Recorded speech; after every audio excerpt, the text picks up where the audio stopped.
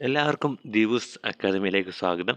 അപ്പം നമ്മൾ ഏറെ കാലമായിട്ട് കാത്തിരുന്ന യൂണിവേഴ്സിറ്റി അസിസ്റ്റൻ്റ് റിസൾട്ട് വന്നിട്ടുണ്ട്. അത് എക്സാം നടന്നത് ഓഗസ്റ്റ് 25 ആയിരുന്നു.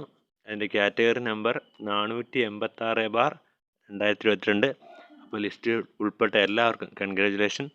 ഇനി നമുക്ക് ഈ ലിസ്റ്റിൽ എത്ര പേര് ഉൾപ്പെടുത്തണം, അതുപോലെ തന്നെ ഇതിൻ്റെ കട്ട് ഓഫ് എത്രയാണെന്ന് നോക്കാം.